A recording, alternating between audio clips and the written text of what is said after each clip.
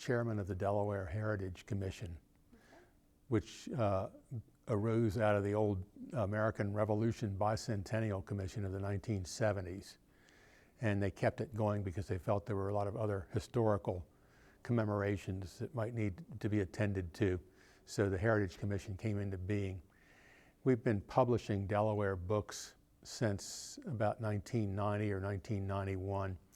We now have, I think, 26 or 27 books in print, of which our newest one just came out in mid-April. It's called Delaware's Destiny Determined by Lewis. And it's the story of the great lawsuit between William Penn and Lord Baltimore in the English courts, which resulted in Delaware being a separate state rather than being part of Maryland.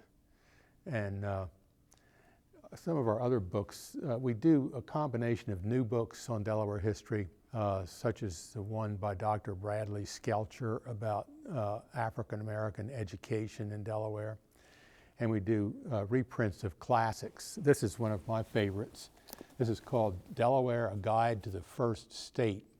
And the original edition of this was published in 1938 as part of the old Depression-era Works Progress Administration Federal Writers Project. And it's a guide to the state as it was at that time. It comes complete with a map of 1938 roads and all that. This is a reprint of another classic, Colonial Delaware by Dr. John A. Monroe. When I was attending the University of Delaware back in the dark ages, everybody had to take a Delaware history class. And Dr. Monroe was the professor of that course.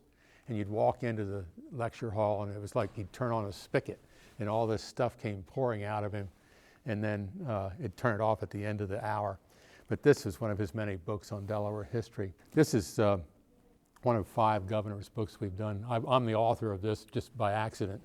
But we also have a process of trying to do oral history interviews with former Delaware governors.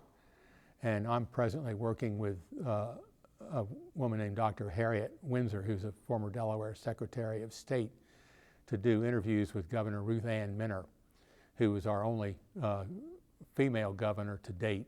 And she served from 2000 to 2008. And we'll do about, I hope, maybe 8 or 10 taped interviews with her. And then those will be placed here in the Delaware archives for the use of future biographers. Another interesting book we did in recent times was Man and Nature in Delaware by Dr. William H. Williams. And it's an environmental history of the first state, which has changed substantially since the Dutch landed at Lewis in 1631. One of my favorite parts of the book, there's a couple of maps that show what is now Delaware as it was 9,000 years ago and 15,000 years ago, when the ocean coast extended out about another 30 or 40 miles out into the ocean. So you can see that beach erosion has been fairly steady over the last few thousand years. This is another one of our reprints of a classic. This is a book about Delaware's role in World War II. Practically everybody who served in that war in any capacity is in here someplace. These are just a cross-section of some of the books that the Delaware Heritage Press has done over the years. We have relatively limited funding, and we do a lot of this ourselves. I'm the person that lays out and designs the books, and then we have them printed as cheaply as possible, and we try to sell them as cheaply as possible.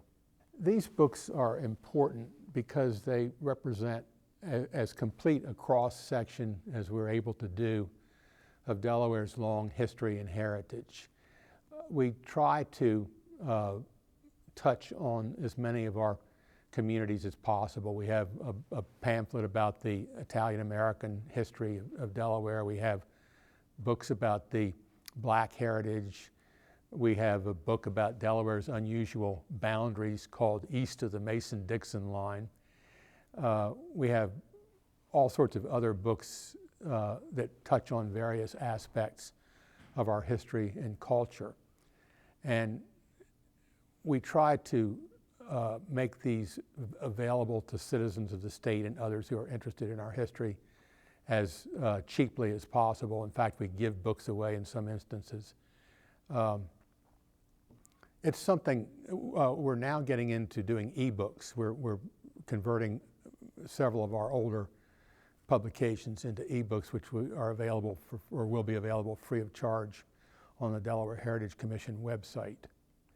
And we're trying to find as many ways as possible to reach out to people and present our history to them. It's a non-paying job. We have 17 members of the commission, none of whom get paid anything.